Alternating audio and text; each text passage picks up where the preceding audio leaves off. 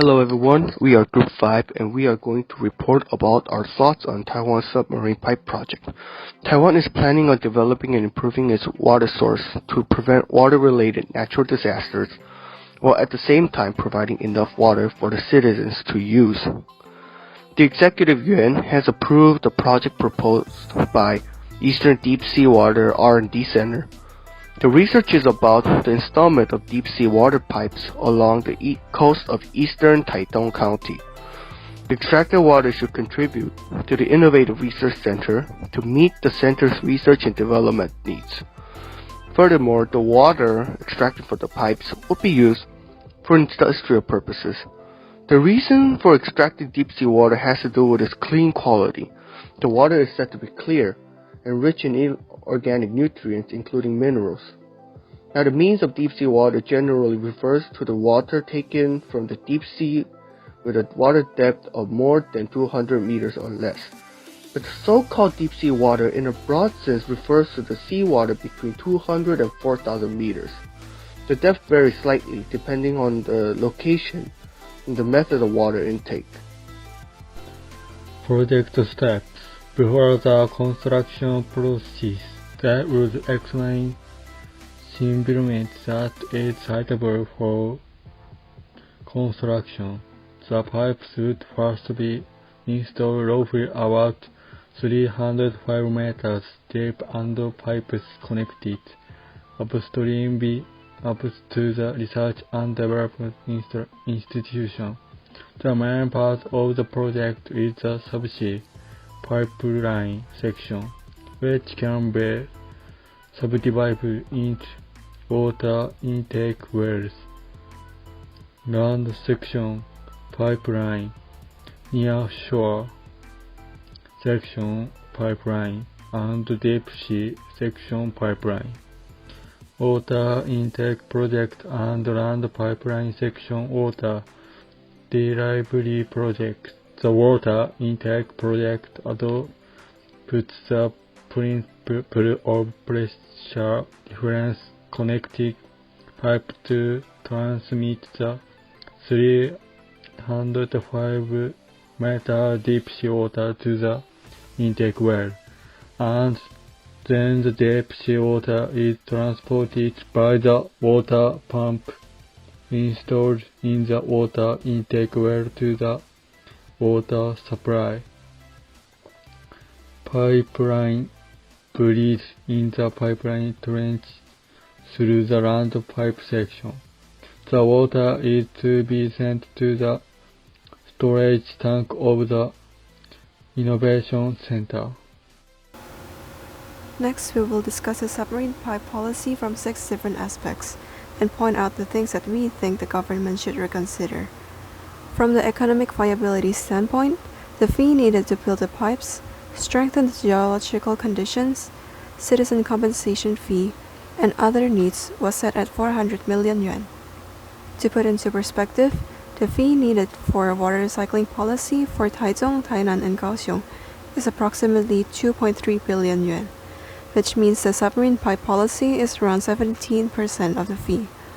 Although this seems small, we need to clarify that the fee for this policy is only for building the pipes and the development of the water, and not to actually provide the installation needed to provide water for the citizens.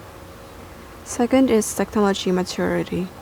Because this policy focuses on the development of the technology itself, we can't really critique this part. However, the policy did not state anything about what will be developed, and we think this is what is lacking in the policy. It only stated developments related to the water conservancy, and we believe the public needs more information than what is given. Third is the environmental impact. Although in this policy the government has assured that the damage made to the ecosystem will be minimal, we believe there will be a disruption to the ecosystem nonetheless. Underwater constructions will more or less disrupt the ocean ecosystem of the area, at least temporarily, at extreme cases, for a long period of time, because the process will require drilling the land parallel to the seabed and other actions involved. The fourth one is about public safety. This policy does not involve construction of anything that may pose a safety hazard. However, this policy affects local fishermen. The policy requires the construction area to be free from fishermen that may disrupt the construction process, and this may cause fishermen to disagree since fishing is their main source of income.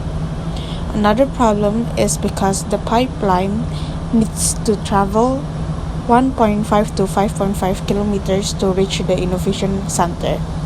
The underground pipe needs to go through several public-owned areas.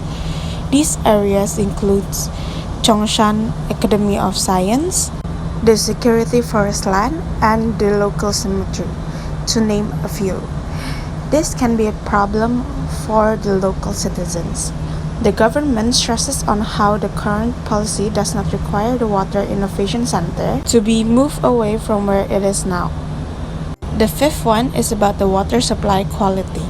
Since this policy's end goal is to find the technologies for deep sea water conservation, this policy has the potential to improve water supply by improving the water from the source. 6 is about the water supply quantity. This is an aspect that cannot be critiqued, as it is not written in the policy and not intended to provide water supply. Firstly, we need to reallocate the current budget, just like we discussed above.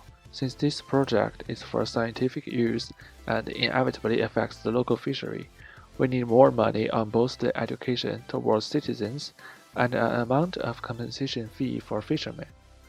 Then we can build a coastal research center, building a small research center near the water source and moving most of the water analysis equipment there, while the old headquarters only receives data from the new research center. This will prevent the need of building several kilometers of pipes and reduce energy needed to flow the water from the ocean to the research center. Or building an onshore water tank. If the second solution is not working, we need a plan B. The water storage can be placed onshore, and the water can be pumped from the pipes to the water storage near the ocean. The water can then be flown through on-land pipes. Although it may be more unappealing visually, it can reduce the impact of the construction to the citizens. Finally, we can do some change to the policy. Since the ocean exploration has not been done by the time the policy is made, the part of the engineering plan might be changed after the exploration. Accordingly, the budget will be much more different at that time. Therefore, an expected revision and a more flexible policy are also needed. And this is our work distribution list. This is our reference list. Thank you for watching our presentation. This is Group 5. Thank you.